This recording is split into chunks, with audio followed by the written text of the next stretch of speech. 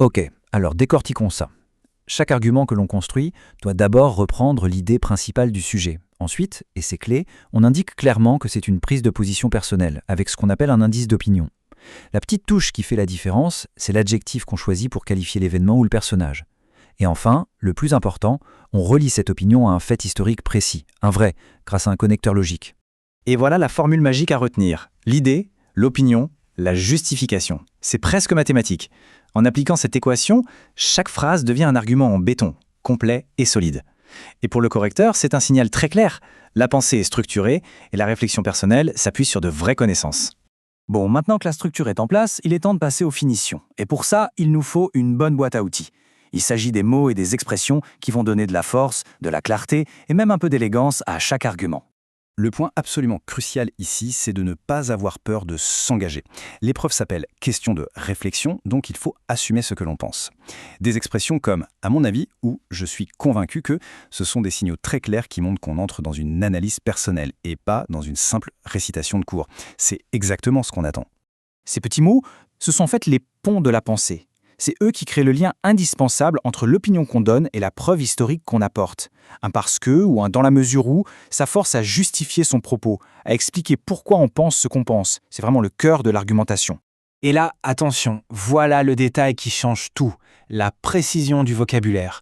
Dire qu'un événement est important, bon, c'est pas faux, mais préciser s'il est fondamental, héroïque ou au contraire tragique ou brutal, ça c'est beaucoup plus fort. Ces adjectifs, ce ne sont pas juste de la décoration, ils sont le reflet d'un jugement nuancé et ils donnent une vraie profondeur à l'analyse.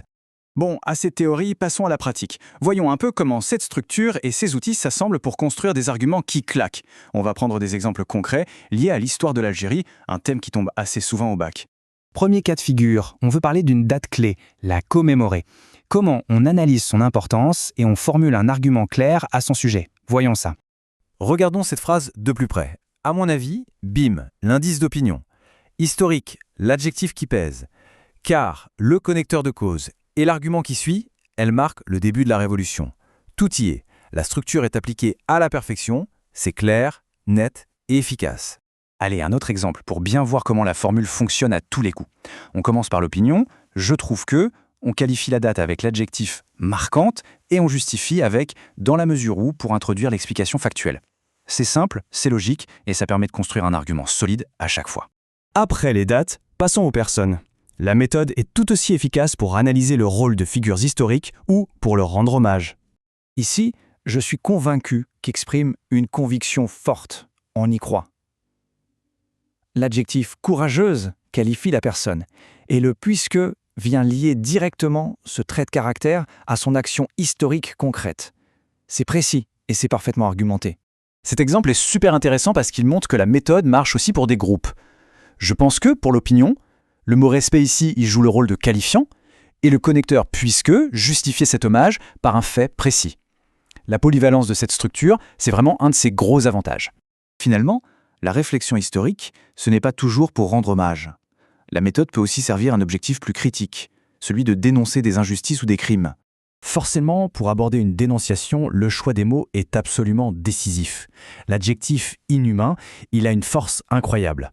En l'associant à l'opinion « je pense que » et à la justification factuelle introduite par « puisque », on construit un argument critique qui est à la fois très puissant et sans aucune ambiguïté. Et là, attention, on monte encore d'un cran.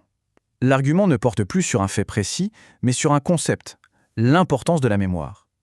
L'adjectif nécessaire donne le ton, et le connecteur dans la mesure où permet de développer une vraie réflexion sur le rôle même de l'histoire.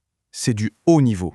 Et voilà, on a fait le tour de la méthode, les outils sont là, la structure est claire, maintenant il ne restait plus qu'à s'approprier tout ça pour arriver confiant le jour de l'épreuve. Voilà le résumé du chemin vers la réussite, en 4 points clés. D'abord, on maîtrise la structure pour avoir une base en béton. Ensuite, on utilise la boîte à outils pour donner de la force à ses idées. Puis, on s'entraîne encore et encore pour que ça devienne un réflexe. Et surtout, on construit ses arguments avec la confiance que donne une méthode claire et maîtrisée. Et c'est peut-être ça le plus important à retenir. Cette méthode, ce n'est pas juste une astuce pour le bac, c'est un véritable apprentissage de la pensée critique. En l'appliquant, on ne fait pas que répondre à une question d'examen. On apprend à se positionner, à analyser, à interroger le passé. Bref, on devient un analyste de l'histoire. La question finale, elle reste donc ouverte. Avec tous ces outils en main, quelle lecture de l'histoire, quel argument, quelle perspective sera choisie pour être défendue? Le champ des possibles est immense, c'est à vous de jouer.